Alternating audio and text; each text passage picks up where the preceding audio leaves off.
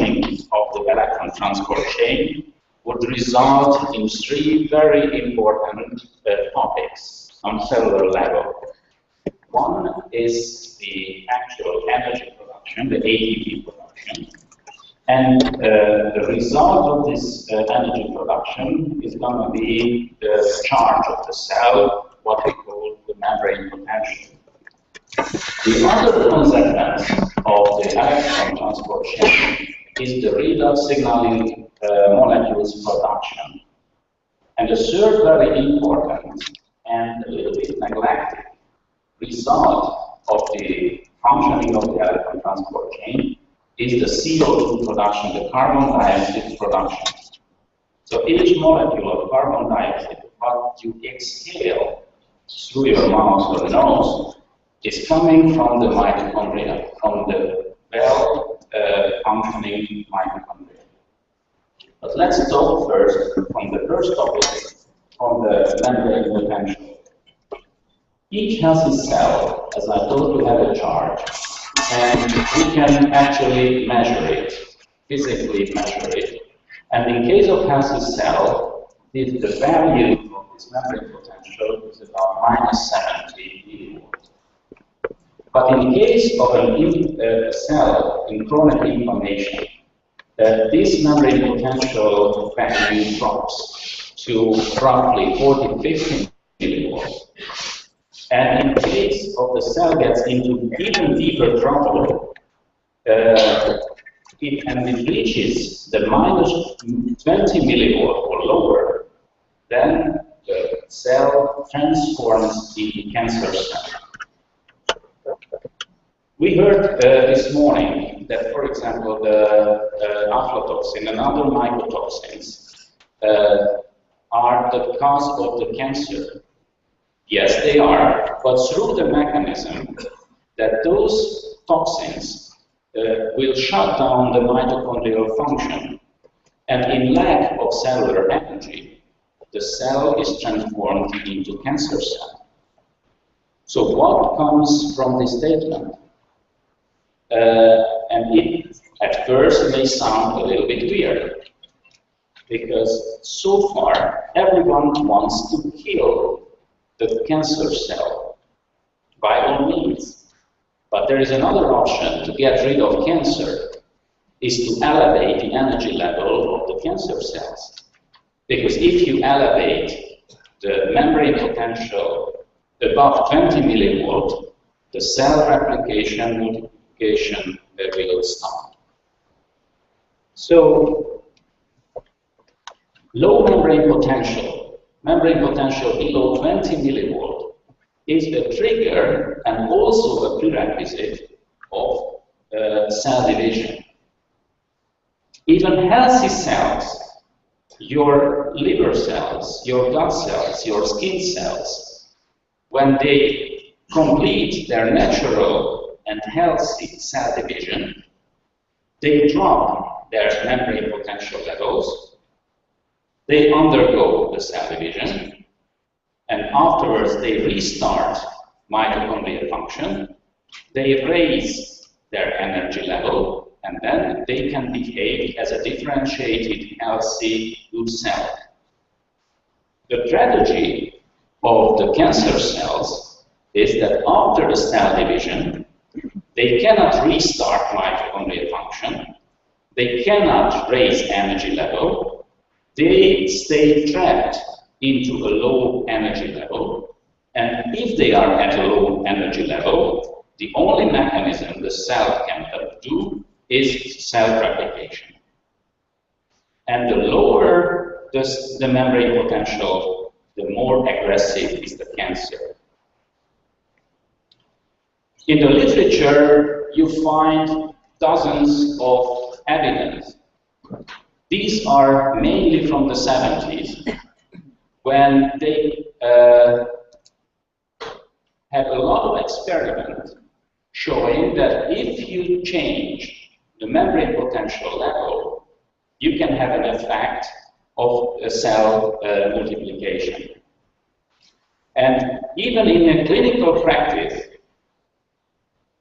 for example, if you have a benign or a malignant breast lump, today we do a biopsy and we check histologically how the structure of the cell looks like to be able to decide whether it's a benign or a malignant growth. But another approach could be just to check the membrane potential level of those cells, because if the membrane potential of those cells are very low, that is malignant. If it's above 20 millivolt, it's benign. And not just in case of breast cancer, but in case of colon cancer and all other cancer, it holds true. So cancer also has an energetic view, and cancer is a status, a cellular status, where they are trapped in a very low energy level because the mitochondria are not functioning. So in any means, we could restart mitochondrial function. It could be curative to cancer. Let me talk a few words about another interesting aspect of mitochondrial function, and this is redox signaling molecule production. Our mitochondria work in a salt solution environment. In the cytosol, inside the cell, there is a salt solution. But as the mitochondria is producing the ATP, in that very high energy environment, you also have electrolysis. And as a result of this electrolysis, the hydrogen, oxygen, and from the salt solution, the sodium and the chlorine are recombining into new types of very short-living molecules, what we call free radicals. Today, free radical is an enemy, is the enemy, and we have to get rid of them. It's partly true, because the unbalanced free radical production in the cell is really harmful and really induces inflammation and does a lot of harm to us. But we desperately need a balanced free radical production where you have equal amount of oxidizing type of radicals and reducing type of radicals. They are the messengers of the cells. You don't have antioxidant activity in your cells without these radicals. You don't have immune system function without these radicals. You cannot attack viruses and bacteria without these radicals. And in the next slide, I summarized from the scientific literature which are the cellular mechanisms where these free radicals are enormously necessary. It is gene expression, apoptosis, cell growth itself, self-adhesion, chemotaxis, angiogenesis, immune reaction, inflammation, and so forth. So you cannot mention any basic cellular mechanism where these free radicals, these balanced free radicals, won't be needed. So as the primary source of these redox signaling molecules are the mitochondria, in case of mitochondrial dysfunction, all these cellular mechanisms will be interrupted. And let me talk a few words about CO2. Why CO2 is so important? We just exhale it. It's an exhaust from our biological mechanism. But CO2 is extremely important for the cells to get access to oxygen. Because at secondary school, we were told that we inhale oxygen. In your lungs, the oxygen is kept by the hemoglobin inside the red blood cells. These red blood cells carry this oxygen to your tissues and cells where it is released. Unfortunately, it is not true. If it were true, you wouldn't have cancer. The problem is that if a hemoglobin grabs one oxygen, it don't want to release.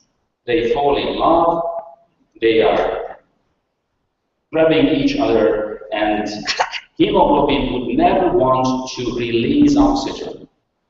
But in case of CO2, if the CO2 in the environment is high enough, then it will push away oxygen from the hemoglobin binding, because he is the new lover and he would fall in love with the hemoglobin. And that's how oxygen is released. But in cancer cells, as the mitochondria is not working, you don't have CO2 production, and however, the cancer, the tumor, is highly vascularized. So there is a lot of blood vessel. Potentially, there is a lot of oxygen available, but in lack of CO2, this oxygen is not released. Cancer cell, because the mitochondria is not functioning, the cancer cell does not consume oxygen, but on the other hand, doesn't have any tolerance against oxygen either. So if by any means you bring oxygen to a cancer cell, two things could happen. One, the cancer cell dies. The second, if with the help of this oxygen you can restart mitochondrial function, this dead cancer cell may revert back to normal cell, which is unheard of, but the biology knows this way as well.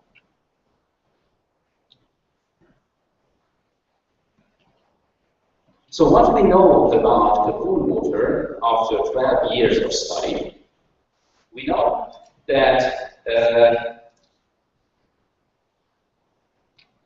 Cocoon water has an extra high amount of very special form of oxygen. This oxygen reaches and enters cancer cells without the hemoglobin and circulation contribution. Cocoon triggers redox reactions in seconds, which is a proof that we could restart mitochondria. And Cocoon triggers apoptosis, which is also a proof that the membrane potential level was increased. And Cocoon also triggers cell redifferentiation, meaning that it starts to behave as a normal cell again, which is a proof of mitochondrial activity. But it's theory. But is there a mean we can prove that what I was talking so far has anything to do with reality? My answer is the transcutan partial oxygen pressure meter. It's a long expression, but let me tell you what it is. Normally, if you are curious about the body oxygenation, you use the pulse oximeter. But pulse oximeter only brings you information about blood oxygenation and not tissue and cellular level of oxygenation. But there is another technology which directly measures tissue and cellular level oxygen. And we have very interesting experiments that if you introduce this probe to the surface of the body of a client, you can measure the actual oxygen amount or tension in the body. We know from physiology that this is age-related. The value, the mass value is age-related. As we age, our tissue oxygen level goes down and down. And if you find a patient with cancer or with chronic disease, usually their tissue oxygen level is much below the expected physiological value. But what happens if we give a glass of cotton water to this patient? Immediately, in 2 minutes, the tissue oxygen level starts to rise, which is very unheard of. Because normally, you have to breathe concentrated oxygen, the tissue oxygen to rise. And you can do that, or you can go to the hyperbaric oxygen chambers, and immediately your tissue oxygen level will rise. The only problem is that when you come out from the chamber, or when you release the mask, immediately the tissue oxygen drops back to the initial value. What is very interesting with cocoon is that if you drink a glass of cotton water, your tissue oxygen level rises. If you drink another glass of cotton water, it rises further. And cotton water delivered oxygen is pooled in your body. So you would measure elevated oxygen level up to 2 hours after just 2 glasses of cotton water. And as you could raise tissue oxygen level, not just in the healthy cells, but in all of your cancer cells and chronically inflamed cells, the self-healing mechanism may be restarted. So that's what I wanted to say about cotton water. So it's a special material. It's not even called water. It's a special material. We call it a functional water, which has no chemicals, no pressurized oxygen in it. It was clinically studied in the last 12 years. We had 10 completed scientific studies. Dr. Robert Lyons is going to talk about it. And it has all the legal permission to distribute it in Europe and also now in the United States. But let me give over the microphone to my colleague, Professor János Hunyadi, who is going to introduce himself and tell us what he experienced with this water.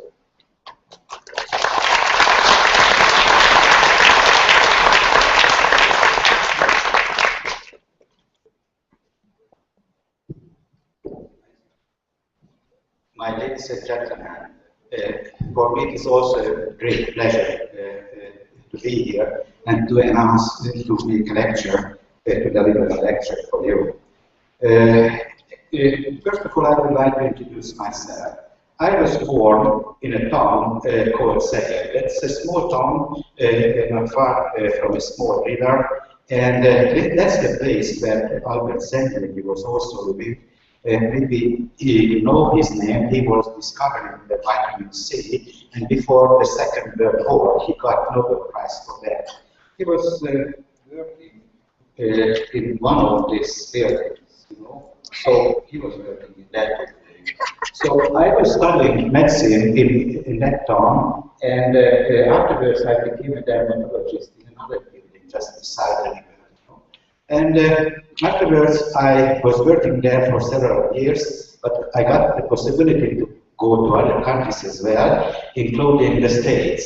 So I came here to Bethesda, Maryland, where I was working in the National in the Naval Medical Research Institute as a postdoctoral fellow, you know. So therefore, I must say thank for you, because that fellowship was paid by American citizens this year. So thank you, I will never forget it. At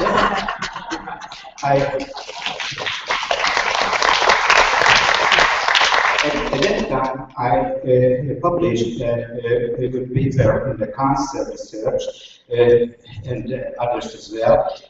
But later, we were working in the skin mouse model, what I am going to talk about today. The skin mouse model was developed in Philadelphia, where one of my co-workers was working for several years, and after coming back, we developed a place where we were able to work with that method later. And I would like to point out also one of my latest publications that was published in the last year, and that's dealing with the autologous dendritic cell, which is also a very distinct field in the tumor immunology and tumor treatment. Anyhow, after this introduction, I would like to introduce you also my lecture. So, Cocoon technique is available in Hungary since more than 10 years. Although I met it only about 2 or 3 years ago, I met Dr. Lyons at that time, who was showing me very nice and very convincing pictures like that. That's a patient who was treated with X-ray radiation, and you see that after 10 days of cocoon mass, the problem was gone. He showed another picture like that. That's a breast cancer patient, and you see that the disease is not there anymore after a short time. It's going backwards, you know. So, and that's just 2 examples, but he showed much more, you know. And they are convincing pictures, but I was not convinced. And I'll tell you the reason why. Because we are all individuals, you know, so we are all always different from others. And the tumors are also individuals, and therefore I am not able to tell you what should be happened with the same person without a cocoon water. So I was skeptic. But I said here that maybe I can answer the question whether the cocoon water works or not. And I suggested him that I will make an experiment. We were using the so-called skin mouse model. The skin mouse is severe combined immunodeficient mouse, meaning that no T cell, no B cell available in the mouse. Therefore, we must keep it in a stable environment, and we must work with the mouse in a stable way. And of course, as it has no immune system, we can transplant human skin on this animal, and on the human skin, we can make wound healing experiments as well. And in the other picture, let's see, we can transplant also human tumors into the mouse, and we can investigate this kind of questions, the growth of tumors. So the experiment what I was carrying on was dealing with human ovarian carcinoma cells and human cervix carcinoma cells. We were culturing those cells, and at the time that we got enough cells, we injected it into the animals, and we made different groups. Of course, we made a group where the control animals were drinking just normal water. We made another group where the animals were drinking cocoon water, and we created a third group where the animals started to drink cocoon water 14 days before the transplantation was made. So actually we got 3 different groups, and afterwards we measured the growing kinetic of the tumor regularly. And after a while, we were seeing that the control and the cocoon-treated group showed the difference. Here you see, this is the cocoon-treating mouse where we see active apoptotic cells. So that's completely different from that picture where the tumor is just growing and growing. But anyhow, what we made was much more measuring the tumor, and you see that after 17 days, there was a remarkable difference between the cocoon-treating group and between the normal controls. In this slide, I can show you the ovarian carcinoma injected cells without cocoon, and that's where the animals were drinking the cocoon water. Again, a great difference was detectable on the histological picture. You see that the result is even more significant than the previous was, and the difference between the previous and that one is mainly that the cell number what we injected for those animals was less. Here we injected only 2 millions to the animal study tumor cells, although in the other one we injected 4 millions tumor cells. And what I would like to show you in the group, which started to take the Kaplan water 14 days before giving the tumor into the animal, the growth was very, very small compared to the other two groups. And after the experiment, I can summarize and I can tell you also some more data also. So we can say that there is a remarkable difference between the two investigated tumors. The other thing is that 4 out of the 9 control mice died before finishing the experiment, although only 2 died from 14 consuming groups. Then another thing is that in 3 out of 14 mice, we didn't detect tumor growth at all in those animals where the animals were drinking carbon water, although in the control group, in all animals, water was growing.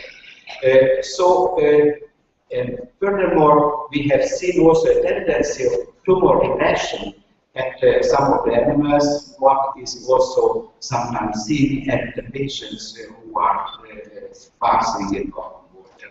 So, of course, I don't know what's the reason of this whole thing, but I can suppose that maybe some cyclin D1 expression might be responsible for that, as in other experiments they got similar results with other things. That was my presentation. Thank you very much for that.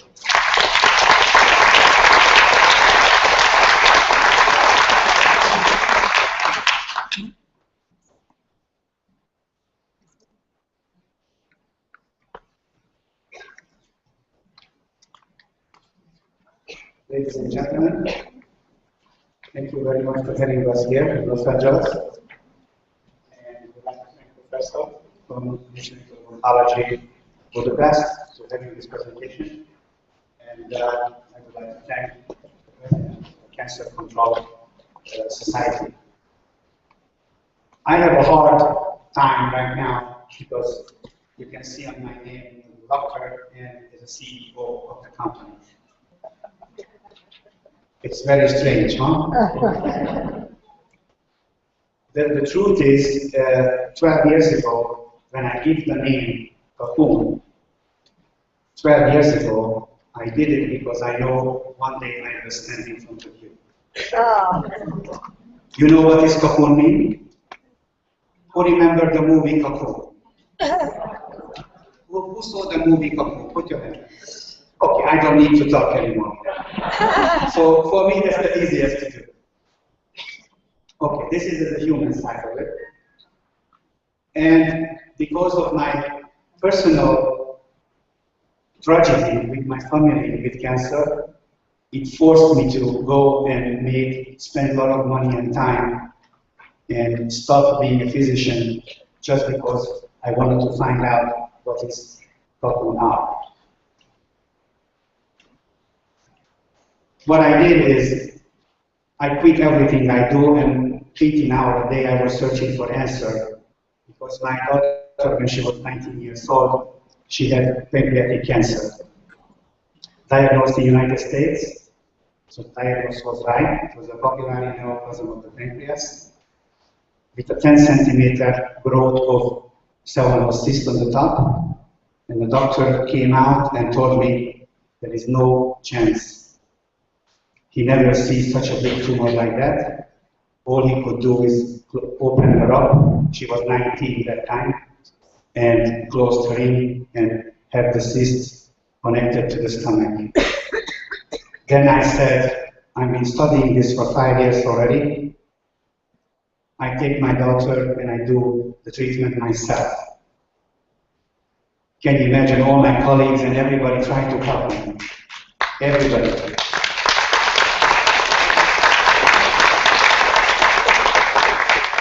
everybody come to me and said, we help you with the surgery, we give her chemotherapy. I said, no, I do this for life and I want to do this my own. So I had to find out. And that's where the whole thing began. So everybody knows now what is Kapuna. Okay. Today, that was 6 years ago, she's 25, August is 26, she's 25. And she has a 3 years old baby and 3 of cancer sent back. So I would like to ask her if she's here to stand up. Yes, she is. Thank you.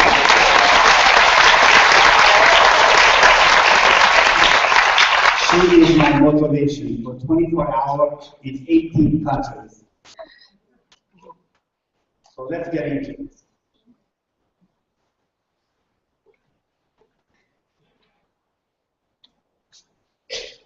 I decided to, after I see the effect of the water, I decided I'm going to go by the medical way, my way. And I went to look for the possibility, first time ever in the 85 years of history of the oncology hospitals in Budapest, to one day to be a part of the therapy for chemo and radiation patients, lessening the suffering and helping people to live better CA life and have much better and longer living. In some cases, they might go out free of cancer. But I don't want to do it alone. I wanted to do it with a legal way. So I went to study, went in vitro, in vivo, with animal trials, human trials, with ethical license. You all know in the United States to get an ethical license study, it's only big pharmaceutical companies can do that. I'm not a big pharmaceutical company, but I licensed all the studies in human trial. Sometimes take me 2 years to get a permit for non-toxic water to do the study. But eventually I died. So all the studies, just before anybody starts to think it's because he paid for that and he did his own studies, let me tell you, Harpoon was always tested and will be tested with national institutes in Europe, throughout Europe. Not private universities, not private doctors, not no-name laboratories, always with the government. So all the studies, you can look it up in the web pages in the Hungarian Oncology Hospital, the Chemical Safety and Environment laboratories, all controlled by the government and approved by the medical board. The study is very simple. I go and I will tell you, I'll be very fast with this because I don't want to bore you with this. The National Academy of Science find the trigger, how the water works. You know it now. Free radicals jumps up to 1,000 times more when you start to drink the water or take baths in it. It will jump up and it's forcing the body through the Fenton reaction to start up apoptosis, and apoptosis starts up immunology parameters to change in a positive way. The cellular immune system starts to function. And then we did the study with toxicity, of course, make sure we don't have no toxic, any kind of toxicity in the water. That was clear. And then we get to the healthy volunteers with we talked about the natural killer cells, the T cells, the B cells. Do you know what the natural killer cells is good for? Do you know? Yeah, some of you know, but some of you don't. Let me tell you. Natural killer cells is born with us. This is not something learned about going by years and seeing viruses and bacteria. No. Natural killer cells is born with us and only good for 2 things. Find cancerous cells and kill it, and find viral infected cells and kill it. If they cannot kill it, they call help from the B cells and the T cells, which means they come and they find that they kill cancerous cells. That's the only function they have. One of the studies showed natural killer cells numbers went up.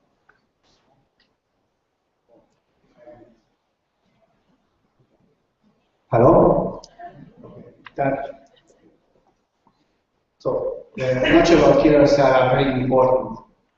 So I could not say it all the way here, but you can see it later.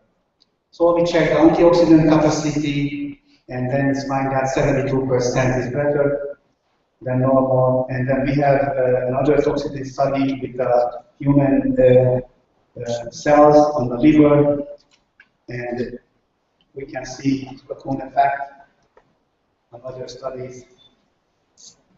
And now we get to the National Oncology Hospital. We are in there for 3 years now. We have patients and randomized study, phase 2. We're going to finish it in February. And we want to know quality of life, how much is better. We want to know the tumor size reduction. We want to know about CA status and quality of life. This is the main thing of the study. Not healing of the cancer, but know if it's really effective on these cases. I run into the cases. This also, the cocoon is not just for patients with cancer. This is cases of eczema, you know, and all. This lady has 24 years old, and 24 years been sick. Nobody could help. It's from Italy, and they come to Budapest, and we start to do the treatment with her. That was the condition when she arrived. And this is an atopic dermatitis. You might know this. Very hard to treat it. And after the therapy, we see in small pieces come together. The skin start to clean out. And then, first 2 weeks later, we see her smiling first time. And then that was after the bath. She's been 126 times in the bath, and she had a lifetime disease drug. So, congratulations for her. Same with Pietro. He was 1 year old. He was in horrible condition when I come to Budapest, and the mother take him home like this. Very short. Let's see this large cell lymphoma, CD30 large cell lymphoma. The patient 12 years old girl. You can see the effect of the cancer is growing. She has 4 metastases. She's just getting ready for chemo. The parents decided to take her to the vet. We recommend to do the chemo because we are working in a hospital, so we recommend to do the chemo, but not that much of a chemo and not that long. And that's also worth to talk. You can see after 30 days the wound heals in, and National Institute of Oncology biopsy showed she's free of cancer. She's 22 years now, so she's very good.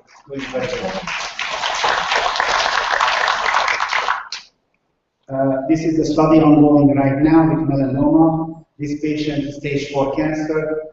Last year we started to take the pictures from him. He did 14 days. 14 days later, you can see the wound start to heal up from radiation, and then it's building up a seroma bag inside of the leg and the thigh, and you see the condition of the skin is much better. After the third 14 days, completely recovery. This patient is still alive in the hospital. It's very good. Actually, he's a doctor, so he's very happy now. You know that when people stay home too long and they cannot move, they have to take in special baths, but we try to put creams and all kinds of exercise. It's very hard to contain. Coconut water is really bringing back the normal tissue through high oxygenation. Also, not just drinking of the water, drinking and plating. Don't forget that all the studies was made like that. Only one study with dementia showed the effect of drinking of the water in the mouth, but it was better. And then this is all very simple. You know, for us it's every day. Some people would cut this leg off full of necrosis, but with the water they can bring it back, so they are very happy. And it's another glucose. This man really saved his life. This is a viral infection, unknown vasculitis, and the results are the same. As I said, the natural killer cells killing viral infected cells and tumor cells too. And here is a necrosis, very bad case, and looks beautiful in the end. I did the pictures, not very good, so sorry about that. And this is also systematic necrosis. no match for the water. Takes care of it quickly. The next conference will be in Rome, September 13, 14. This is caused by the Italian partners from Professor Spaggiani and the head of the department, Kasper Miklós professor, who's coming and will speak in this event. I know some of the doctors coming from here to Rome. If anybody wants to come, please look me up. You have 2 weeks to go. It's a nice vacation. Rome is beautiful. This time is going to be fantastic. So we love to see you there. That's the way it looks like the bats, normal bats. And I would like to present you a movie what we made not long ago, about a year ago, and I want you to listen to this. For me, from my heart, thank you very much.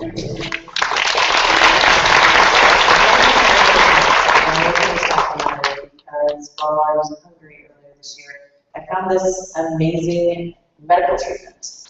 I was there because a friend of mine who was diagnosed with ovarian cancer about 2 years ago had been going through chemotherapy, and the cancer just seems to be really getting worse. It spread to her brain, spread to her bones, and spread to her lungs, and she was pretty much fed up with the chemo. Her doctor had just heard about this treatment, Cocoon. I had done some of my own research prior to even finding out about it, and I knew that oxygenation of the body and the cells was important to kill cancer. This treatment is not poisonous, it's not invasive, it's very natural.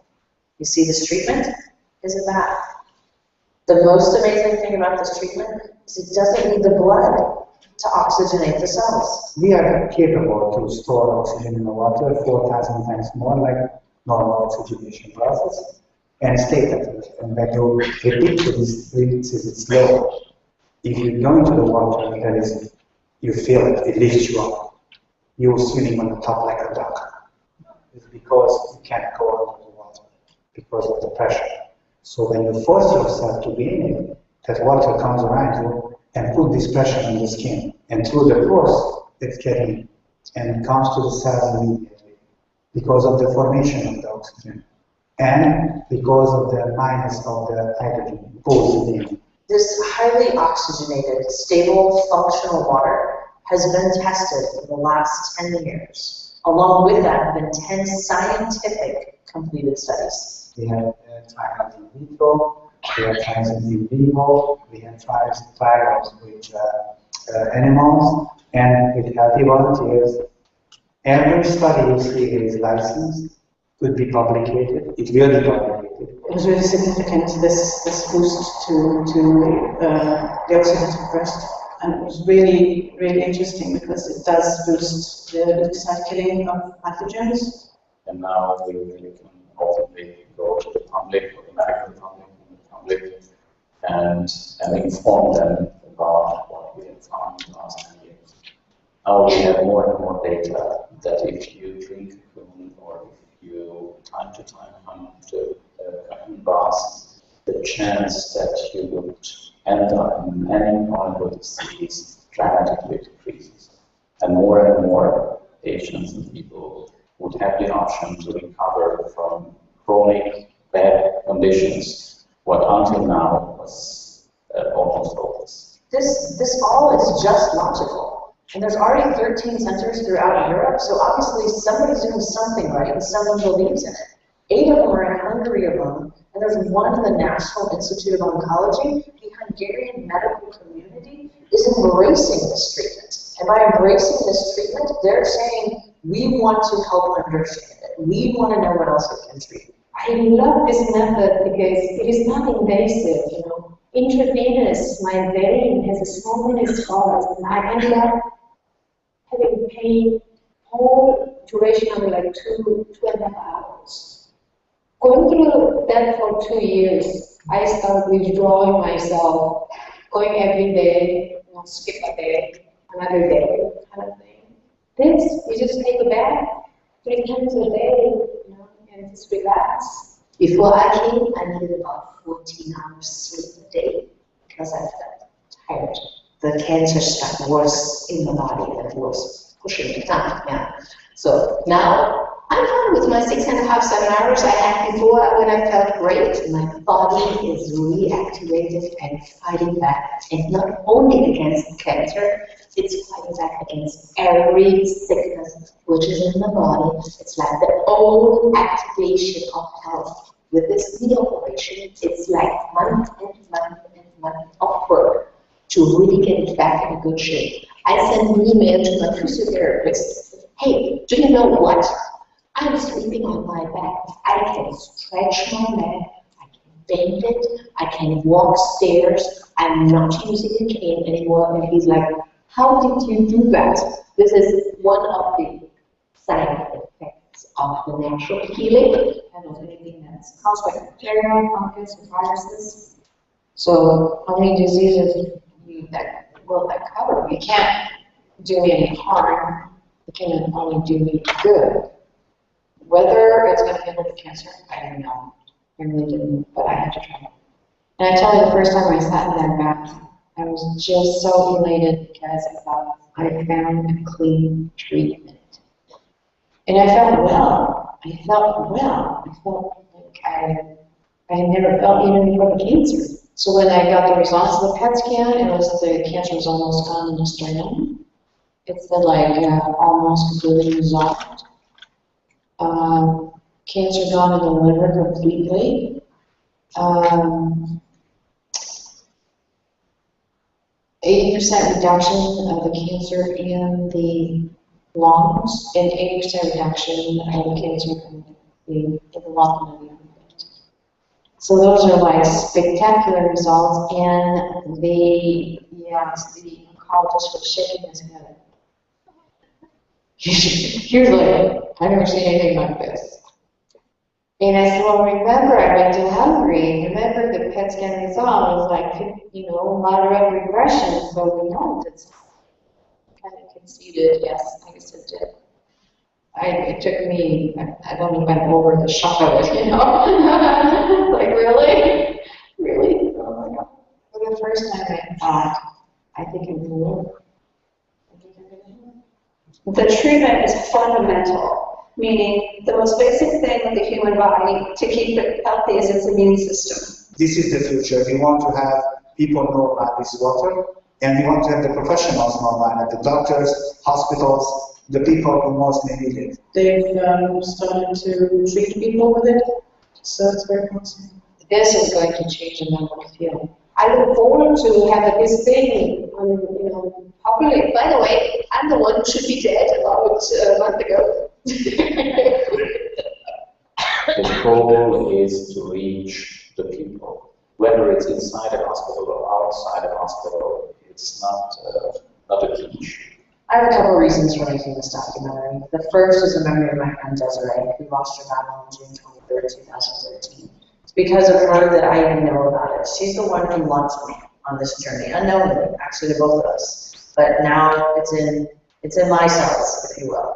And I really want other people to be able to benefit and other people to not have to suffer and go through what Desiree did. Because I think had she known about it earlier, she could have had a chance and she could still do this. And I want everyone to be able to have that chance before they get to their last chance. Second reason that I'm doing this is because after going there, I don't know how to let it go. I took a bath every day alongside Desiree. I also drank the water every day. I wanted to be part of this cocoon treatment for the 2 weeks that I was there. And I'm so glad that I was. I can't not do this. I want to be part of this. It's a secret that I don't want to keep. It's something that I have to share. I want to understand why it isn't here. I want to know why our doctors aren't looking at oxygen within the body and how to heal ourselves. I want to know why we have to go to Hungary in order to get these answers. Dr. Lyons and Dr. Chandler Poolman and Ava Toth, who's here in the United States, are 3 people who are doing this for the right reasons, to help people. And that's how I feel. This isn't about the money that comes with it. This isn't about the fame and the glory.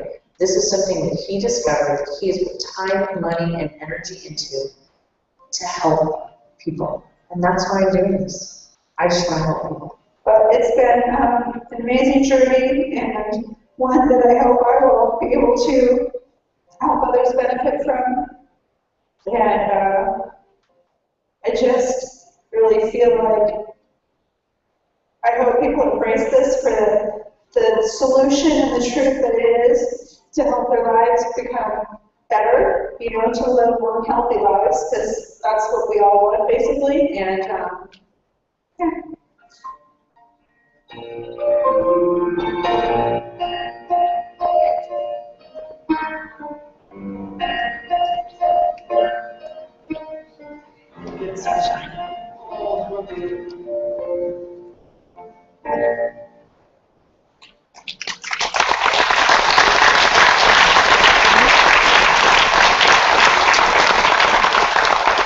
Thank you very much, Dr. Yanni and Dr. Lyons. Thank you for that presentation. I believe you're moving to 121.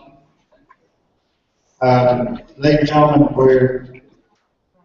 we had a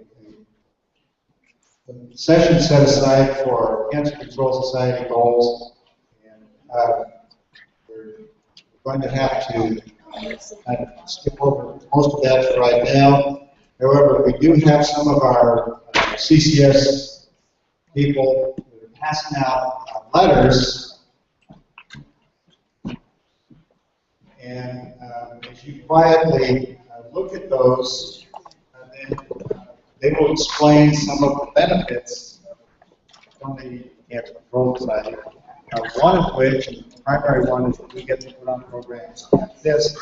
We get to have these kinds of speakers, some of whom point out problems, but then others, particularly such as Dr. Lyons, Dr. Cook, Dr.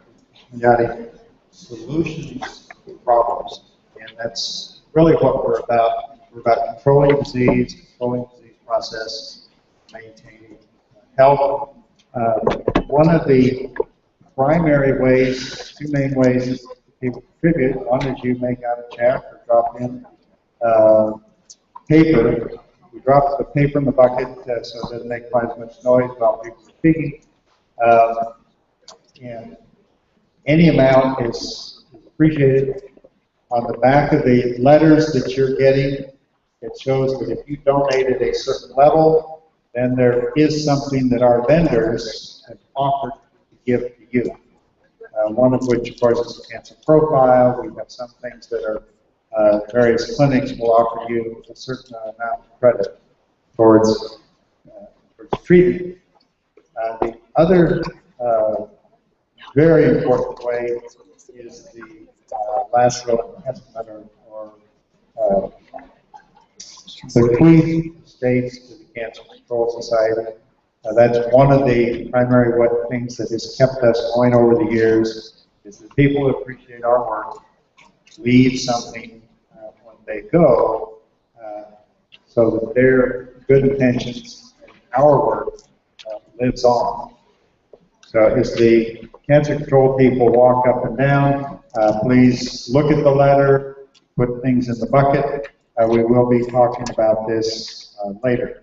And then, Harold, as long as our technical things get solved, we should be ready to continue.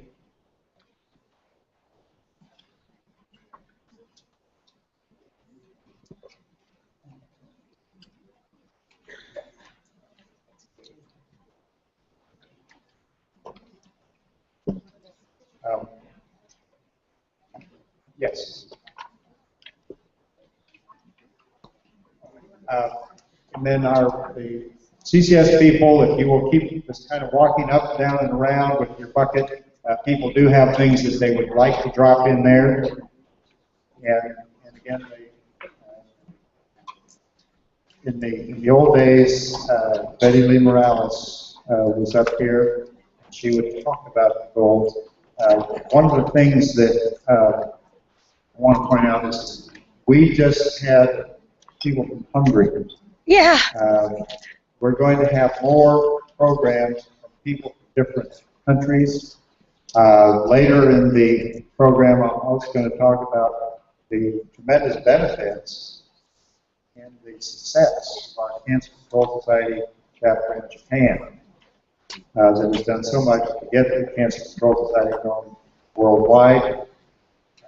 And again, these are the programs that provide effective, practical information for you. We're not some gigantic organization as fundraising, just to turn around and have more fundraising. And I know one of our speakers earlier talked about it. I believe we have one tomorrow that's going to go into more depth of the fact that many of the big organizations collect money so they can collect more money.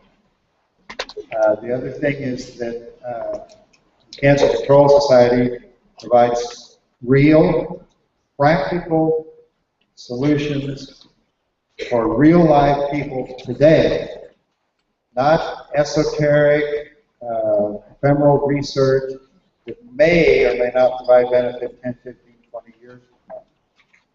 Our war on cancer has been successful for over 42 years. And we are going to continue to win that battle.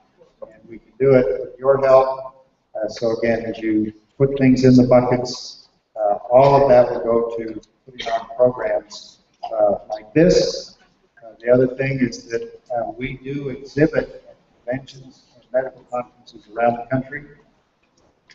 And what we're doing there is educating people on a one-to-one basis, as we're doing here. And we're also doing an effort to educate the physicians. Let them know that these are effective therapists. The testimonials that you saw and some of the ones that you're going to see, those are what we call evidence-based medicine.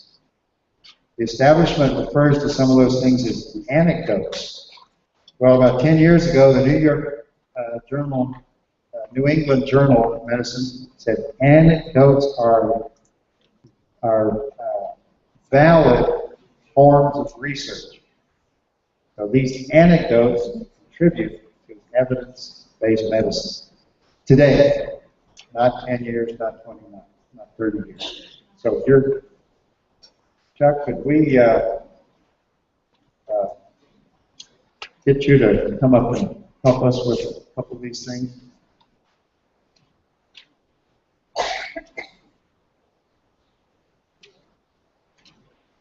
Or do we need a hammer?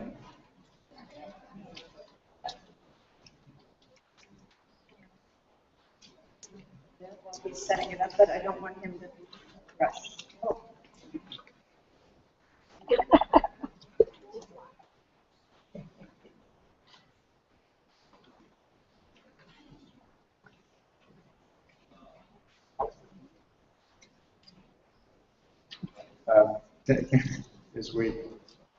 As we point out every year, technology is tremendous. It's wonderful, but often it has a mind of its own. And whether it's a device or the way a device works, sometimes it just does stuff or doesn't do what we want it to do.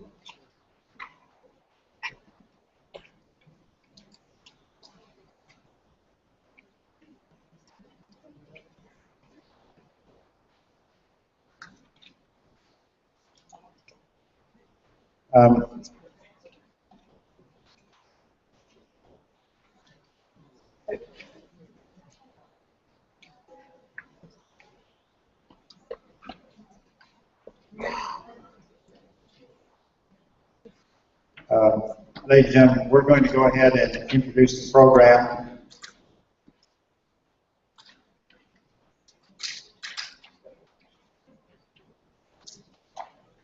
And Harold, we're going to go.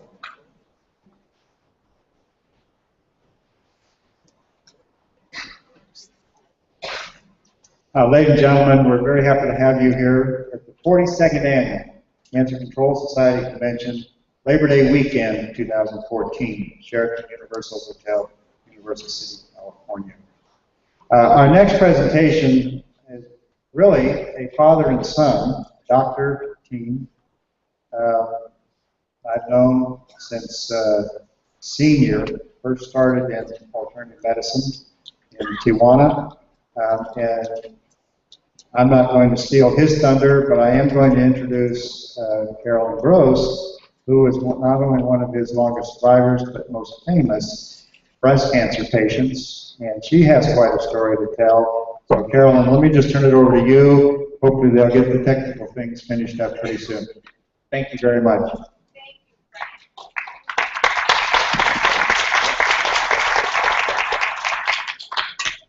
Well, welcome everybody. I always feel like it's a homecoming when we get together on this Labor Day weekend to really celebrate health, freedom, and advances in medicine that are really relevant to what people are going through today.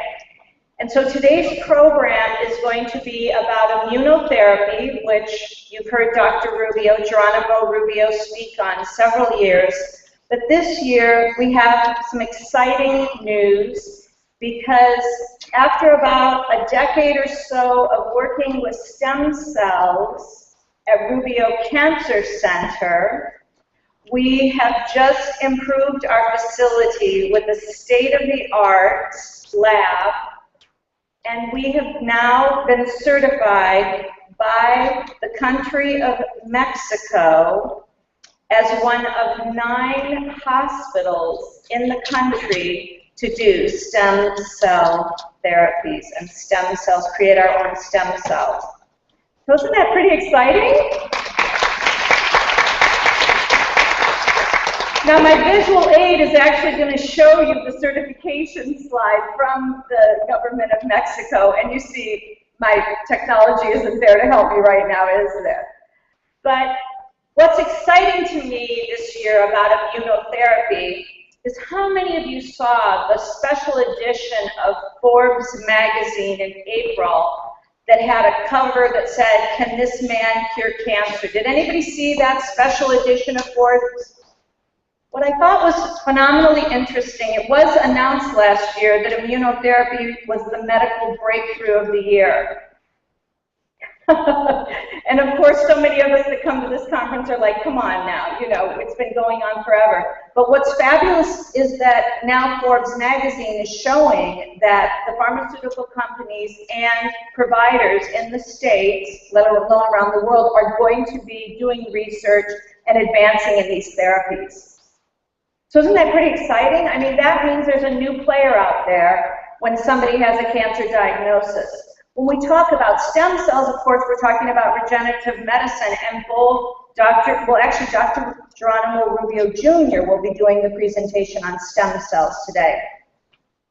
However, what I am thrilled to tell you as I bring Dr. Geronimo Rubio Sr., the founder of Rubio Cancer Center, up is, well, some of you have heard my story and some of you haven't, but 11 years ago when I was touring a book called Staying Calm in the Midst of Chaos, which I had written before the events of September 11, and I was touring a 20-city book tour after the events of September 11th, and I found a lump in my left breast, and indeed, I wrote a book and toured a book with stage 3 breast cancer in my body. So here's how I reacted to my cancer diagnosis. I said, wow, cancer is very empowering for me. Right? I mean, I've done all this stuff and I had cancer in my body. I mean, before I had cancer in my body, I hadn't been quite as motivated. You know, for me, cancer became a new career. And there's a lot of people in this room, those of you who are patients. Let me see the hands of those of you who are patients. It's a game changer. It's a life changer. This conference is a game changer and a life changer, right? That's what we're here collectively together. So anyway, was I ever happy when I heard, and obviously through the grapevine, a lot of people here are resources that you hear through the grapevine because we haven't been able to advertise in a mighty way, right? And when I heard through the grapevine about Dr. Geronimo Rubio reversing cancer with him using the immune system and customized, I love that word, customized cancer vaccines, that means medicine made specifically for me, I was on board immediately. So, fabulous new video to show you of the hospital. Chuck, are you out there? But without wasting any of our precious time on the stage and any of your time, I also just want to say before I bring the doctor up is we have a 10-patient inpatient hospital with personal suites, community areas, and the whole entire facility has been remodeled in the last 2 years, and now we have the state-of-the-art stem cell lab. So I'm so proud to work with both of these doctors because as the hospital succeeds, they continue to invest in their therapies, and they continue to invest in the quality of healing in the environment that our patients at Reveal Cancer Center come to. So far the visual aids are lacking, but we're here sparkling and wanting to send the message of hope on how to reverse cancer using the immune system. So if I can bring up Dr. Geronimo Rubio, I'm going to go out and see if I can find that laptop for us, okay? Thank you.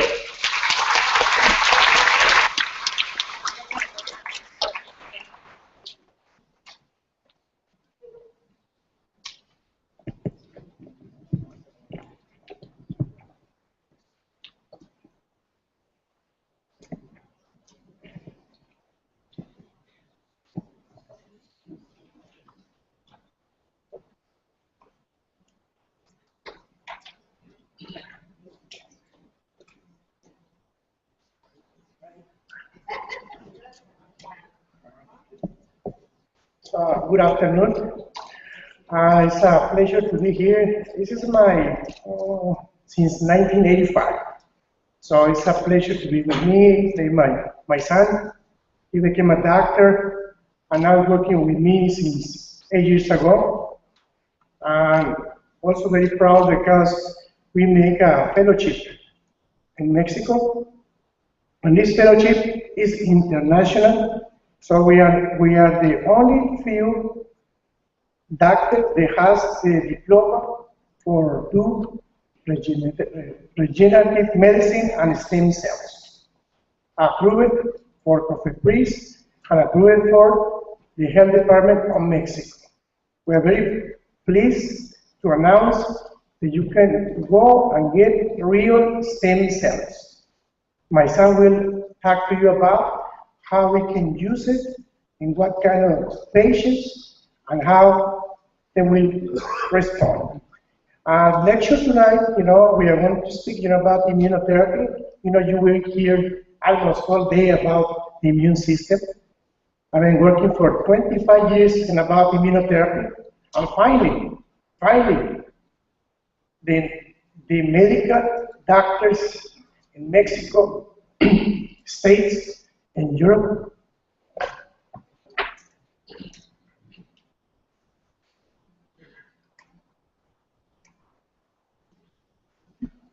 we start working with some of the immunotherapy. I had a patient that came, from Harvard, and these patients say, doctor, they work with me with immunotherapy trial. But the way they work here, always they combine with the chemotherapy. They use the chemo plus the cancer vaccines. They're doing research good in melanomas when hard tumors, but always use the chemotherapy. For a start, in about a couple of minutes, I will start with the slides. But it's very important, everybody know about symptoms of signs of, when we are going to develop a tumor. For example, we know right now our environment are 74% of the cause of the cancer. The 26% are in our genes. But if, for example, let me give you some symptoms that you can feel and you need to go with the doctor. For example, if you have a headache, nausea,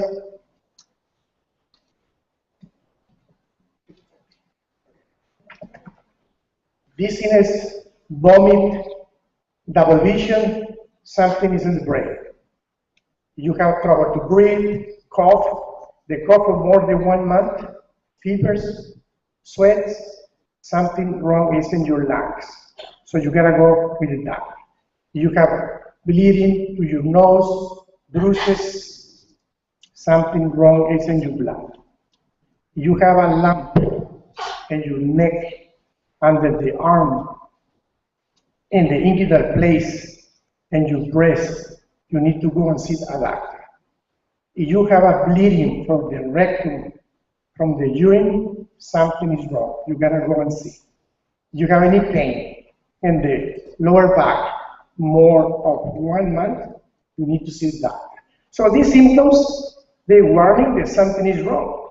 Our body say, hey, something is wrong here. Okay?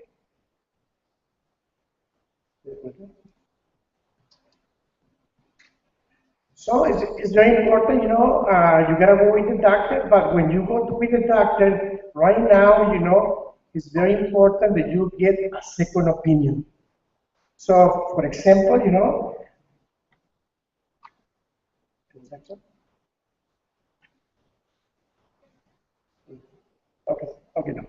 Okay, second opinion. One of the causes of cancer, right now we live in an environment, they are exposed to too much chemicals, radiation, okay, pesticides. So all this environment, they can spark the gene to develop cancer. Okay, so it's very important to avoid cancer. We have patients, they come and say, Dr. Rubio, I drive, I am a vegetable eater, I don't smoke, I don't drink, but I have cancer. Why? Because the genes and the viruses. So it's very important, that we need to be warning to these factors. Okay. So the best way to treat cancer gotta be the immunotherapy. And the immunotherapy, we've been working for the last 25 years. Now we have 7 different types of vaccines. Now, like we do a vaccine that we call CD25, CD27, dendritic cells, passive vaccines, active vaccines, non-specific, specific. So each patient are individual. Each patient responds different. Okay? So, but like always, we need to record is when we have a tumor, the tumor is very smart, and they don't allow the immune system to see the cancer cells, because they develop a protein that we call a protein shield of coding. They don't allow the tumor to see it. So the success to develop a cancer vaccine, we need to work at this level. So when we do a vaccine, is a cancer vaccine, the first of all that we do, we can do the vaccine 2 ways. We can get cells from the blood, it's an antigen. We can do a biopsy from the tumor. We could get from the urine, okay? And these cells outside of the body, like we do, we culture, we harvest. And when the tumor is growing, we remove the protein and we make a window, a receptor for the lymphocytes to recognize the cancer cells. When we have the window and the receptors in the tumor growing in the laboratory, we get the natural killer cells. They are the T cells. We add it, and now the natural killer cells, we see a window receptor, and they will attack, destroy, and they will get memory to destroy the cancer cells. So these cells grow in 1 week, and like we place the T cells to the patient in different ways, through the IV or under the skin. But before we apply the vaccine, we need to work in 1 week. We need to make the window in the patient or the receptor for the T cells to see the cancer. So we use specific enzymes, and we use cytokines to break the protein and make a receptor. And this way, when we apply the T cells with the new memory, they will be direct to the tumor, and the T cells will destroy and keep working and attacking and destroying the cancer cells. Don't stop. We don't want any biomodulation. Normal immune system says the some of the T cells go, attack, and stop. But the way that we train the T cells, these T cells never stop. Keep killing all the pool of T cells. When these T cells attack the cancer cells, they send signals to the bone marrow, and the bone marrow said, okay, I need to create more like me. So now the bone marrow will create the same type of T cells to keep working in the cancer cell.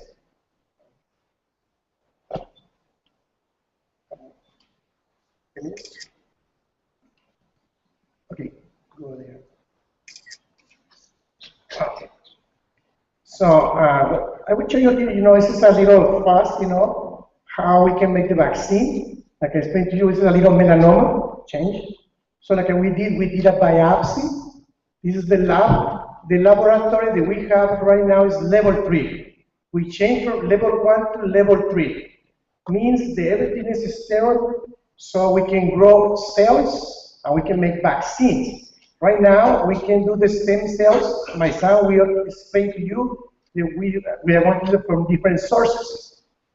So this is the laboratory. So we are checking there, the growth of the tumor cells.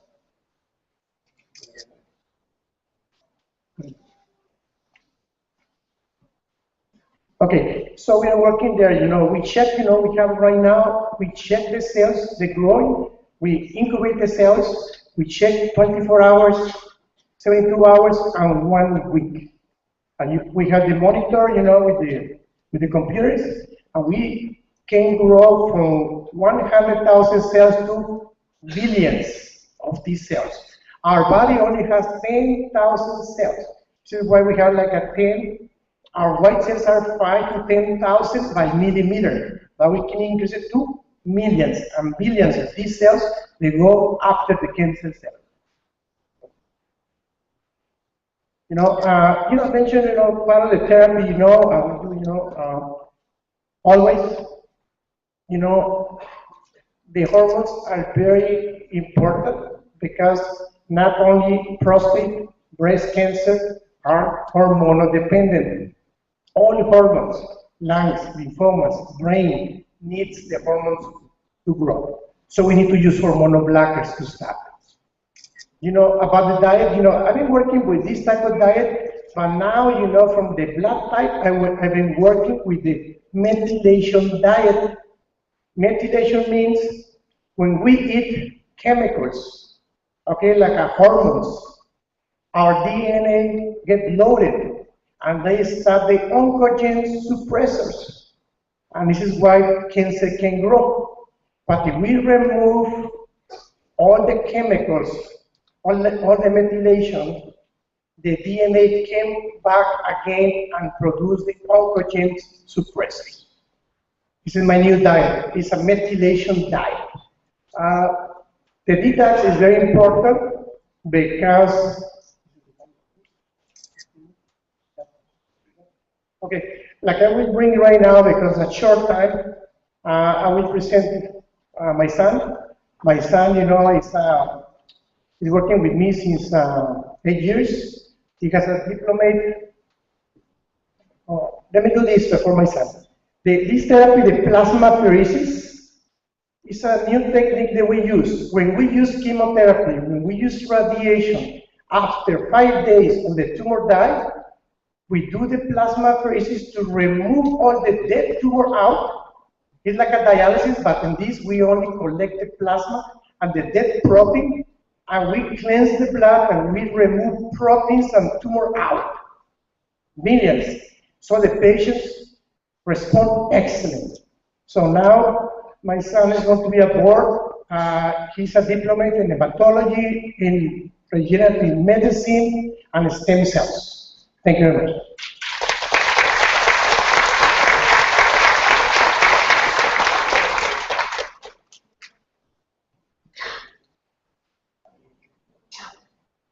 Thank you so much. Talking about the stem cells, we can spend the whole day here, and I'm gonna try to share with you the different things that we've been working at the Rubin Cancer Center, the different approach that we have with the stem cells. I'm pretty sure that more than one people here, stay, in front of us, hearing this lecture, know about what are the stem cells work. I don't want to say something, about what are they doing and what can we do, about the stem cells. One of the things that you need to make sure is if one of you are having the stem cells correct. Nobody can tell you, There's a different things, there's a different ways to know if you are getting the real stem cells. There's 3 steps that I can tell you if you are getting the real stem cells. Number 1, it's the amount of the stem cells that you can get in the lab. Number 2, it's the concentration and it's the anatomic cells from in the culture in the petri dish. And number 3, every time that we make a culture of the stem cells, they promote antigens in the surface. Nobody can tell you. There's some articles from Lancet, there's some articles from Journal of Medicine, and there's some articles even published, in Mexico City. Right now, we've been working, at the government and the health department rules from Mexico City because there are so many ways to treat, like an MS. Have you heard about like Ice Cube, the ice bucket challenge about the MS, and that's pretty good foundation, to work with these patients. In Mexico, we'll be doing the same thing. Talking about this a little bit, what happened with the patient with MS? They have a lot of inflammation. It's a brain disease. And what happened with this brain disease? It's a chronic disease. There can be a gene disorder. There can be a chemical disorder. There can be a virus disorder, parasite disorder, even a fungus disorder. We don't need to forget to make extensive blood tests just to make sure if this can be related with a gene or can be related with something else, like chemicals exposure. What happened after we get the diagnosis about MS? We need to make sure and we need to take the inflammation. Patients, normal patients with MS, they take the steroids, they take medications for the fatigue, for the weakness, for the bleeding, for the constipation, and trouble to walk. Here at the Rubio Cancer Center, we've been working, and actually we're going to send the article to Franco Sino on November, that we've been working with patients, over 100 patients, at Mexico City, with stem cells. Stem cells works pretty good. Stem cells are cells, they can repair that damage, and they can repair those symptoms. But we have to do it this way. We have a different ways, and we have a different approach to get the stem cells. We can get the stem cells for the bone marrow, we can get stem cells for the blood, we can get stem cells for the fat, and we can get stem cells, for the teeth.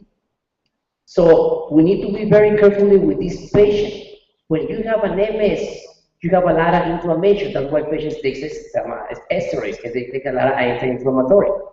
One of the differences between the bone marrow biopsies to get the stem cells is because they work only specific on the nerve symptoms, on the nerve system.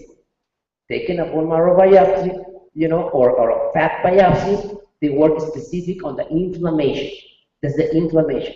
So patients that they have MS, they need to have both stem cell transplantation, bone marrow biopsy, and the fat. Why? Because the bone marrow biopsy, they will work on the nerves. They will take, they will make the dendrite cells, to go and match together. They will diminish the symptoms. But if the patient has some edema, some inflammation, we need to work with the fat. The fat, the only thing that they will do is kind of take the pressure out, and they will take the inflammation out. So patients that they need to work with the stem cells transplantation, they need to have both. Not only one, both. The stem cells, they will work at the same time, but in different ways. After that, the patient, they get this transplantation of these cells, they need to have because we have a short time, we need to make like a plasmapheresis. Plasmapheresis is a good machine, that they cleanse all the toxins. We put the patient in conditions to receive the stem cells because we raise the pH, we raise the oxygen level, we do a detoxification, okay, and we support the stem cells to work. Nobody can, if you receive a stem cell, they don't work for their own. We need to support them. Because if I give it to you stem cells, if your pH is acid, if your oxygen is pretty low, know, if you are bleeding, if you have a virus, if you have a fungus, they can work, but they will take time because they need to work against those factors first. So we need to prepare the patient, okay? We need to make sure that the patient is in conditions to receive the transplantation, okay? Those are very important. If you take a vitamins, if you take a minerals, that's another test that we need to do. Why? Because some patients start taking so many vitamin B12 or vitamin B6, and you don't need those. Okay, vitamin C has a lot of side effects. Vitamin B12 has a lot of side effects too. If we are not taking, you know, the right amount. So after we put the patient in condition, you know, they can get the benefits. After that, you know, we can continue having the stem cell transplantation. How often? You know, we can do it every day for 1 month, 2 shots, every day for 1 month, you know, and then every month. Okay. Okay, another therapy for MS, I'm sorry, you know, I'm trying to do this faster, you know, is doing the shot just directly to the spine, using the fat cells and using the bone marrow biopsy. They go directly to the spinal, they take the inflammation, they send the signals to the brain, and then all the dendrite cells, you know, the brain cells, they will start working again. Again, you know, I'm very happy, you know, that we're gonna share this, you know, here, you know, we'll be working in Tijuana in Mexico City. We have the license, you know, finally, you know, it's very hard to get the license, you know, to work and put this, you know, into this field, you know, it's very hard. FDA here, Health Department, you know, Mexico City, you know, we're trying to work harder, but finally, we have the license, and finally we have the project, we have the articles, you know, with us that we can share with you, you know.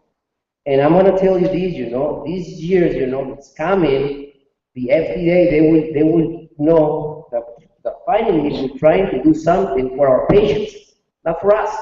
Not for money, okay? Because we spend a lot of money, you know, with steroids, we spend a lot of money about the medication, you know.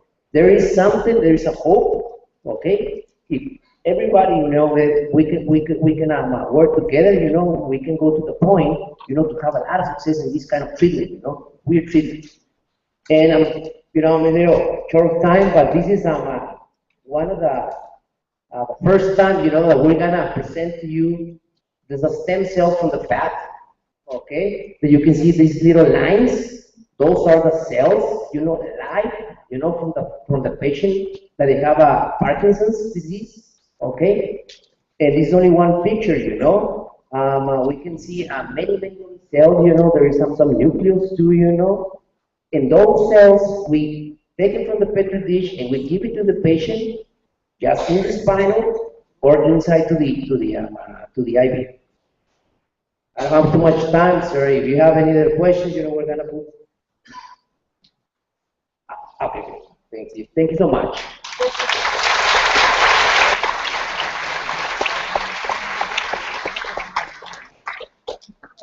For the last thing, you know, I don't mention nothing about diagnostic, but I'm working right now through the patents. We are doing one test we call necrosis test. It's not available in cancer tests yet, but we've been working for the last 15 years. Like we check the dead tumor. We use antibodies, we screen with UV and spectrophotometers, and we see the amount of the cancer that die daily. So we want to be very beneficial for the patients. Instead to do CA125 or CA2729, sometimes they don't give us the exact value. Okay? Thank you very much. And last but not least, we have resources in booth 112, which is all the way down this hallway and down the steps. Our new stem cell booklet is available. That'll go through in a general way what we've just discussed. And also Rubio Cancer Center and all the team are so committed to educating at this level about stem cells and immunotherapy. We put on an event in North County, San Diego on November 7th called the Your Health is Your Wealth Symposium. Thanks so much for your patience and your time today. Have a great conference.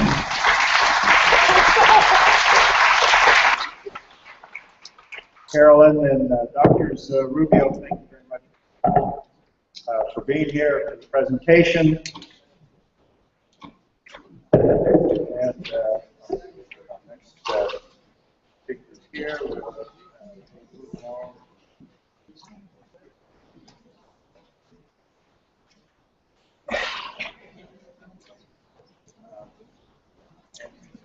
Once again, I can't emphasize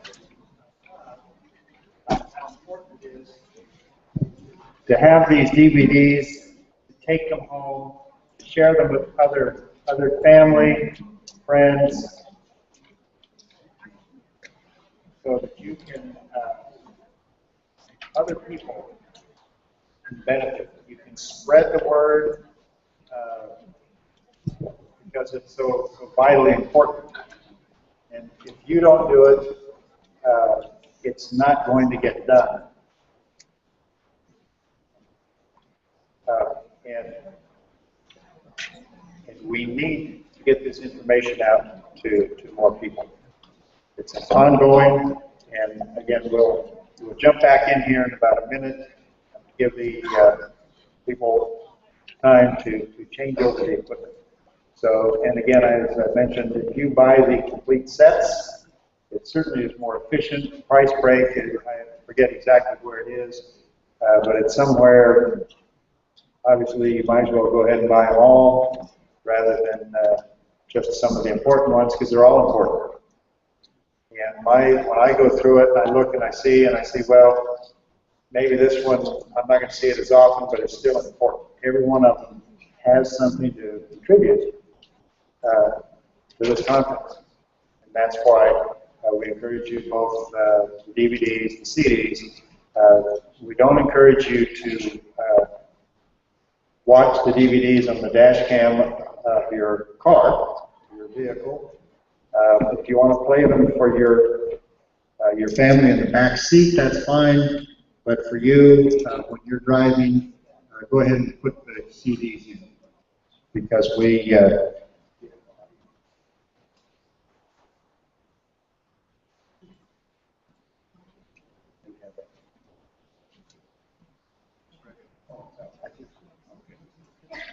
Harold, okay, I think we're ready to go.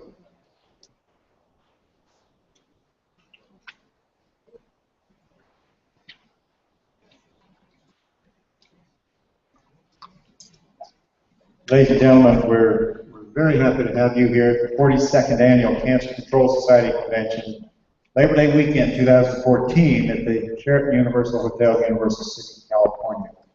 One of the benefits of working with Lorraine Rosenthal, the Cancer Control Society, is we get to go to conferences where we meet people like our next speaker, Dr. Sunil Pai. We've heard a lot in the media about hemp, medical marijuana. Some people think they're the same thing. Some people think that it's only people getting high and leftovers from the 60s. And there are other herbal extracts. We're reading about them in the scientific literature. And our next guest is an expert in these fields. We've really enjoyed getting to meet him, hear his presentations. And Dr. Pai, first time on our stage, we're very happy to have you. Thank you. I'd like to thank Frank and Lorraine and everybody at the Cancer Control for inviting me today. My name is Dr. Sunil Pai. I'm Medical Director of Sangevity Integrative Medicine Health and Lifestyle Center in Albuquerque. And today I'll actually be speaking on behalf of a branch member of the Aquila Native American Church, which we help promote, protect, and educate about indigenous health practices that we all should be open to try and utilize for our health. Just a quick disclosure, I do have an upcoming book, so if you want to come by our booth, you can sign up. I have a date that'll be out by the first half of next year. It's called Inflammation Nation. I am a formulator of a product called Boston SR, which is an anti-inflammatory component supplement, and also a distributor of CBD products. We are available to discuss all of these on booth 147. I also have 2 articles that have been published just recently in the Cancer Strategies Journal on plant-based diets, natural anti-inflammatories, and CBD. So if you want to go to our website, you can download those PDFs and read those articles as well. So briefly today, I want to talk about the role of inflammation in cancer and chronic disease. I want to briefly also describe the role of curcumin, boswellia, ginger, black pepper, and CBD for cannabidiol from industrial hemp oil, and to distinguish the potency, purity, and safety and use of those ingredients as well. So in short, real quick, we all understand that inflammation is now what we call one of the underlying triggering mechanisms that make every disease worse. Now, a lot of people have mentioned today that inflammation causes cancer, and that's not necessarily true. What it does is it aggravates all cancer cell growth to get worse, or all chronic disease to get worse. And so we now know that the triggering mechanism that makes every disease worse is inflammation. And there's different potent potential sources of inflammation. So many people talked about, like the Rubias talked about environmental pollutants. Today, Kaufman talked about different things like molds and funguses. There's viruses and bacteria, cigarette smoke, tobacco, environment, stress, and more importantly, even the foods that we eat. So as we know here, a lot about Gershon therapy, plant-based diets. Everybody should be eating a whole food plant-based diet and reducing as much animal protein as possible. Now, what we look at as the imbalance from my standpoint is looking at going one step further, not only just in immune system support, we're looking at what is triggering this chronic diseases and cancer. And we look at it as that's chronic inflammation due to a toxic environment, due to poor dietary lifestyle habits that trigger the onset of chronic diseases and cancers. And so just in short, inflammation is, phlegm or flame or itis. So the body has a certain amount of controlled inflammation. Think of a stove or a fireplace that modulates and regulates the temperature of your food or your temperature of your house. But if it's an uncontrolled fire, if it's out of control, then it becomes a disaster.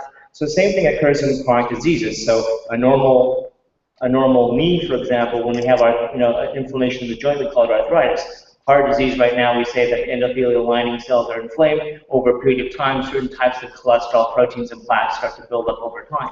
A normal colon's over here, we call an inflamed colon colitis. All the neurodegenerative diseases like Parkinson's, Alzheimer's, and dementias, it's chronic inflammation to the brain over decades, and we have different type of protein plaques that come in.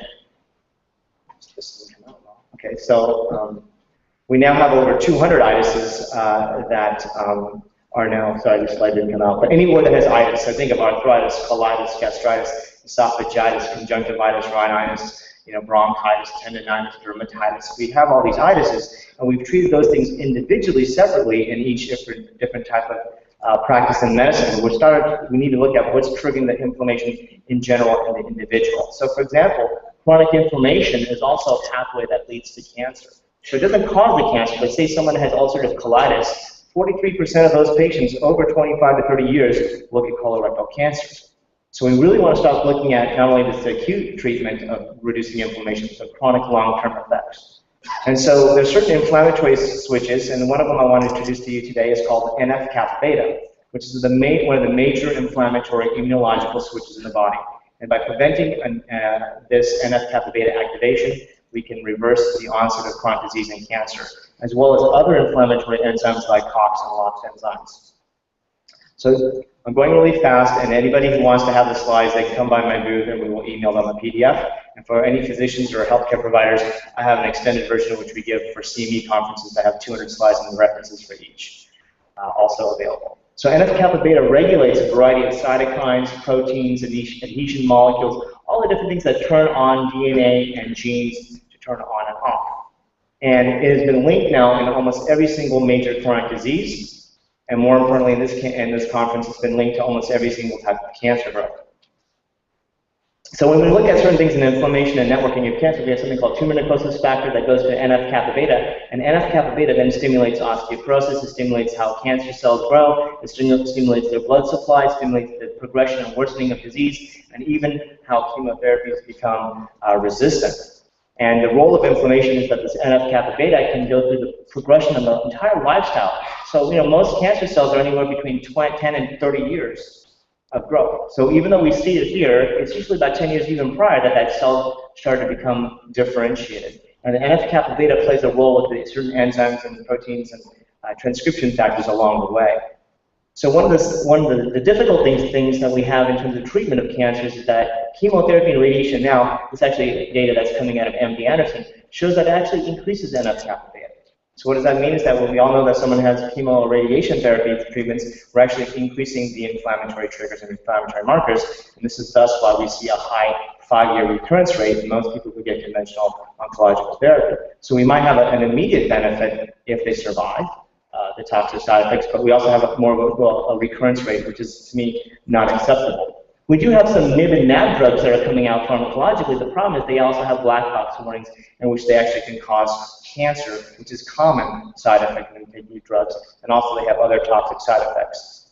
So other ways that we get inflammation in the body is high omega-6s. So omega-6s are animal proteins, so high arachidonic acid levels, and also the highly refined oils, corn, safflower, peanut, and soy oil. This is a fried food. So when we have cheeseburger and French fry, we're triggering inflammatory responses in the body. And when we take certain drugs that we're trying to block inflammation, we're trying to block these pathways along with about 90 others. The thing is, we're not just having one cheeseburger or French fries, we're having 40 times more omega-6s now than we did in 1950 in our daily diet. So the hypothesis that we got is that stress, lifestyle, diet triggers a lot of inflammatory processes, and then that chronic inflammation causes chronic diseases, and over a long period of time, then we can trigger cancer cell to grow. So how do we suppress NF-kappa beta safely? Is we can either do it through a pharmaceutical approach, which we call the fire hose approach, magic bullet, so we can hit a target correctly sometimes, but if it's slightly off, we can have serious side effects. Or I like to take the sprinkler system approach, which is the holistic approach, looking at food as medicine. It works, but has little to no side effects. So the wonders of modern medicine, you might know about the NIB and NAB drugs. The following is that a study that came out recently documenting the cost of these NIB and NAB drugs that are TNF-alpha blockers, for example, and it costs anywhere from $250,000 up to $1.4 million, and the extension of the patient's life may be anywhere from 15 days to 2 months. So we like to look at something kind of more traditional. Since we support indigenous cultures and medicines, we look at Ayurvedic medicine. We know that cancer is a pitta or inflammatory exacerbated condition, and there's 4 ingredients that we specifically look at: curcumin, boswellia, ginger, and black pepper that have been shown traditionally in Vedic medicine for thousands of years. And more importantly, we now know something called synergy. Synergy is something that when we put ingredients together, like in Ayurvedic medicine and Chinese medicine, we use formulas, we now see an improved response rather than just giving it only by itself. So I want to first real quickly go through my favorite, which is curcumin, which is 2 to 5% of the turmeric root. There's over 5,000 publications. There's no reports of death or injury, so just tasty meals. There's 3 parts of the curcuminoids that have been standardized and patented. It has now shown to block over 97 mechanisms of inflammation.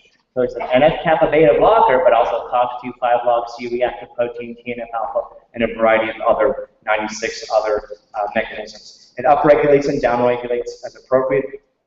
It also has been shown to affect all tissues: brain, breast, bone, blood, colon, heart. Almost every single tissue has been able to be shown in clinical studies in animals and in human research to actually have penetration. It's a chemopreventive agent. So those people who take it daily actually can prevent the cancers from growing, even starting. So even in the animal models, we can induce a cancer, and those animals that have been exposed to the curcuminoids will not grow the tumor cells. For those patients who are taking chemotherapy or radiation, it's actually been shown to actually sensitize the tissues to those toxic agents and have a protective effect to the normal cells. So the nice thing about curcumin is it affects all stages of cancer. It's not just a targeted therapy where if we took a certain pharmaceutical drug, we have to get at a certain stage. The nice thing is that it affects all the levels of different stages of cancer cell growth. And more importantly, since I'm an integrative physician, we do have a lot of patients who go through just traditional, conventional oncology care. With that conventional oncology care, we now have studies now with almost every single major chemotherapy agent that, if it is used along with curcumin, it's a better improved outcome. So we're always looking at how, if someone is taking a toxic therapy, can we make it more targeted, and also can we protect the healthy cells? Same thing going along with radiation therapy. With most cancers, that same thing has also been shown to be true. And it's through a variety of mechanisms which I won't cover right now, but we can always go over this later, but it also protects the normal cells, the healthy tissues. So again, we're trying to look at having anti-cancer benefits, but also having some supportive therapies so that we're not getting the toxic radiation and chemotherapy effects.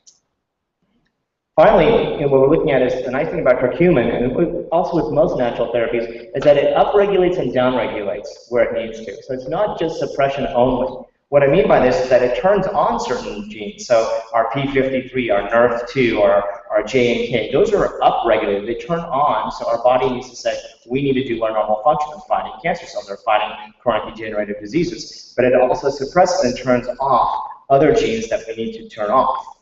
So it has a multi-targeted effect and also has a mono-targeted effect. So what does mono-targeted means? It works very similar, and this actually comes also through some of the cancer hospital research, is these are the drugs that curcumin acts very similar to. So most of you know TNF-alpha blockers. We know people are taking Humira, Remicade, Enbrel, Avastin, Erbitux, Herceptin, Celebrex, and even Gleevec.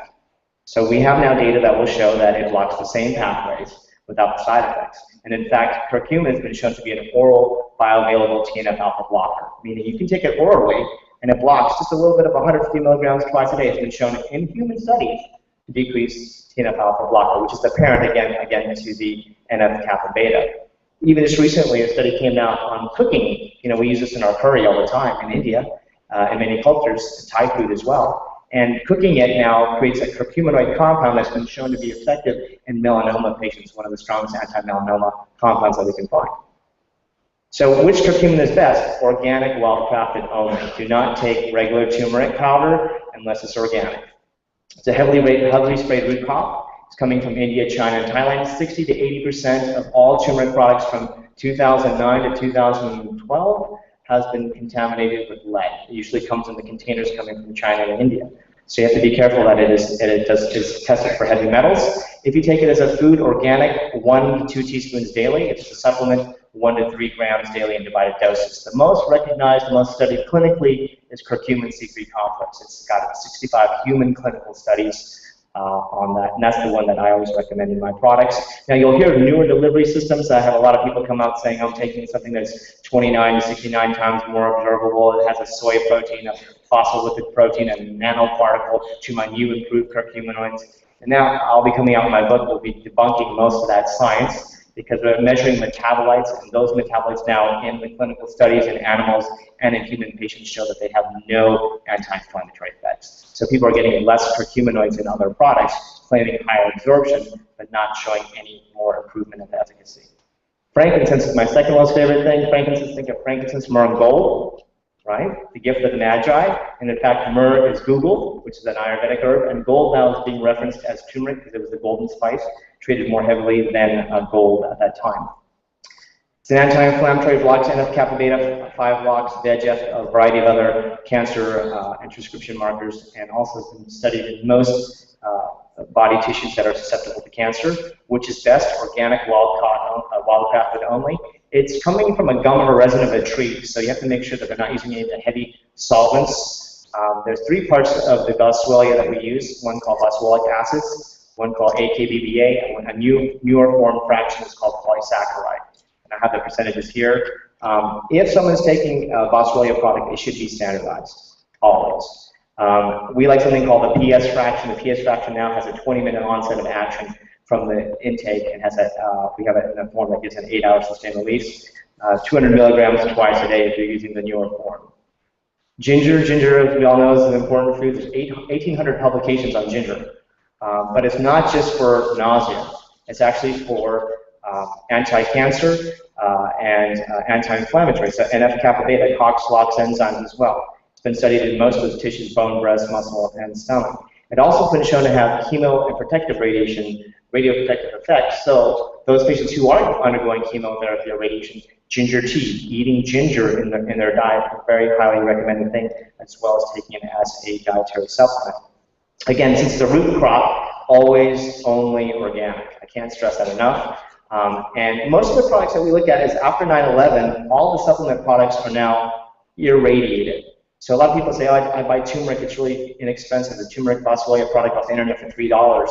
It's not the real stuff. You're not going to get the benefit. We have to grow it, and then we have to go through a lot of other regulations so that we don't irradiate the product, so it keeps all its phytonutrients in there. So it's like microwaving your broccoli, you'll lose about 94% of its nutrient value. So we have to ensure what's the difference in how we grow the potencies and purities of these extracts and of these herbs and spices. If you consume it as a food, then consume it as a 1/4 of a teaspoon to 1 gram daily.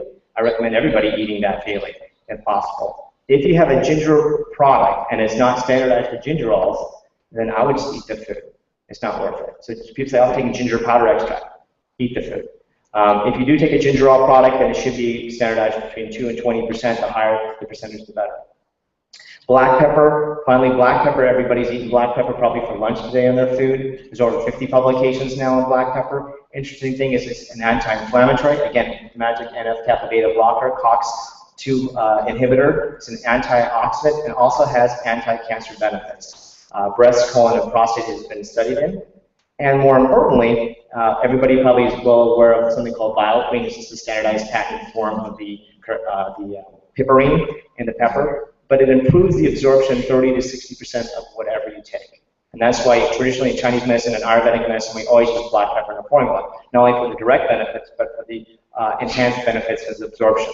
That's why we put pepper on our food, so we improve our digestion of whatever we put it on.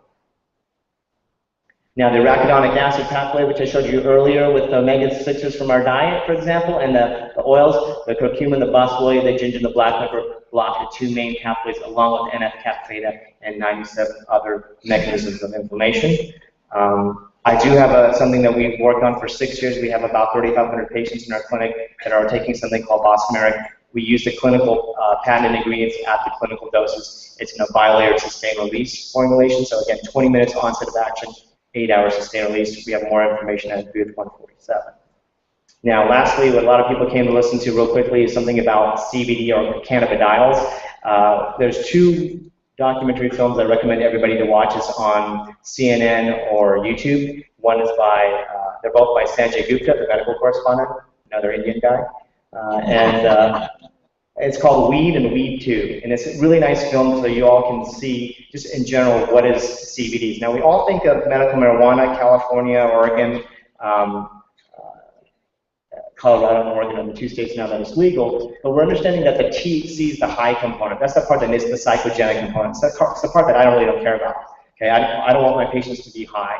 But unfortunately, since marijuana was an illegal drug, what they've done is the breeders of the plant bred the plant to have higher THC and lower CBD, right? So the more high the person got, the more expensive the drug would be. And it got caught up because we were really looking at in the literature, although there's 1,200 publications on cannabis, there's about 1,000 publications on just CBD alone, cannabidiols, and that's the part that has the anti-inflammatory and the anti-cancer benefits. Now, we do have a source that we can get the cannabidiols from, and it's from industrial hemp oil. And it basically has virtually none to traces of THC, so it's less than 0.3%, and therefore it's legal, because you can drink a vat full of it and not get high. Okay, so we can get patients something that's treatment to be anti-inflammatory, anti-cancer, anti-seizure, but it's available in all 50 states. People don't have to move to Colorado to treat their children with seizures anymore, or they don't have to go all the way to Colorado to treat a cancer. Cultivation is now going to happen in 23 states for industrial and agricultural use. So we all remember hemp was originally, Bibles were printed on hemp paper, we had hemp clothing and rope and sails and Ford cars, the seats were made with hemp, so it's a sustainable crop. Good that we're going to be growing that in Kentucky instead of tobacco. CBD has been shown to have anti-inflammatory effects. Okay, so blocked NF-kappa beta, COX, and STAT3, that little slide I showed you earlier, without the THC. So a lot of people were confused saying, oh, I need to have my medical marijuana because I'm having pain, and the THC was something that I needed. Now, THC could be helpful in certain cancer patients for bone pain, for intractable pain, to help sleep, as well as to help with cachexia or not eating enough. But we don't need to have the THC for everything else. So we can still treat a cancer patient without getting them high. The nice thing is that CBD has receptors. There's 2 receptors we call endocannabinoid receptors. We have some in the brain, CB1, and in the body we have CB2 receptors. And so the nice thing is with the CBD that we take from the industrial hemp oil, it stimulates and it has the same receptors in terms of binding as our own endocannabinoid system. So our body produces these endocannabinoids, so when people think of a runner's high, that's actually our endocannabinoid system, not necessarily our endorphins. Breast milk is one of the highest forms of where we get endocannabinoids. It's called anandamide, or the blissful amide. Okay, and so when babies breastfeed from mom, they're in this blissful state. They're always happy. Right? So it has anti-tumor effects. It actually induces apoptosis in cells, inhibits cell growth, and tumor angiogenesis for metastasis. And it's been shown now to kill the tumor cells and protect the healthy cells, similar to the curcumin, and the other ingredients. Now, which is best? Which kind of cannabidiol or CBD is best? Well, some people can go to a medical dispensary and get CBD from medical cannabis. The question is it organic or well-crafted? It varies depending on state, depending on the dispensary, depending on the grower. Some people are totally organic, I'm for that. Some people use ready Roundup, I'm not for that at all. Okay, so to be careful, like who is growing it? And you know, although we can get high ratios of CBD from the cannabis plant, it still has THC. So those are the people who have to get a medical card, they have to go to a dispensary, and in certain states the dispensaries are, I would say, high-end. So in San Francisco they have sometimes the world's best, or we consider the standard of care of dispensaries. I can go in and I can find a specific strain for a specific individual for their condition. In my state, I go there, I have this or that. Okay? And it's not the same strain that they'll say, I read that on a movie, I saw this in a documentary, who's growing it, how do I then take this weed and then make it into an oil? Am I supposed to smoke it? It's a big problem. So the nice thing is that, you know, the cons is that it still has THC, it's illegal still in many states, you need a medical card, and most people, we still carry the stigma. So I prefer my patients not to have the stigma and able to be treated in their home or with physician supervision without any kind of high.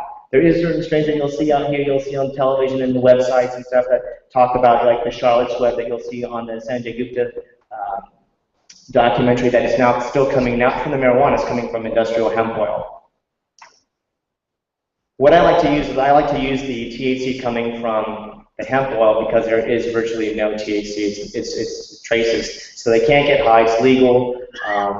We can get about 25% CBD, which is pretty good. And the only thing is you need to make sure that the industrial hemp oil is not coming from China, which is a large source. The ones that we like to use comes from Europe. Eventually they'll be grown here in the USA, which also will help with pricing. We want to make sure that they test for bacterial content, molds, pesticides, and also make sure that each batch we're testing for how much THC is coming in the plant, so we can still make sure that it's legal and we're not getting high. Dosages, though, since it's not patented, we're not having any kind of clinical studies, so it's hard. There is a clinical drug that's out there. There's companies in Europe that are patenting different fractions, so eventually this will be all pharma run. There's a GMO strain that's coming from Monsanto on cannabis in the country of Uruguay, so we have to be really careful of that. We want to protect our natural freedoms. In summary, though, I just want to say that inflammation plays a role in cancer and chronic disease, NF-kappa beta, COX, and LOX enzymes. Curcumin, boswellia, ginger, black pepper all have been shown clinically to, in the animal model and in clinical studies in humans, to reduce those inflammatory markers. We can use it safely in conjunction with chemotherapy and radiation for those patients who choose conventional oncological care or not. And we can take it as a food, we can take it as a supplement, and eventually, for good or bad, it will be given as a drug. So thank you. If you have any questions, I'll be in booth 147. I'll be here for the rest of the week.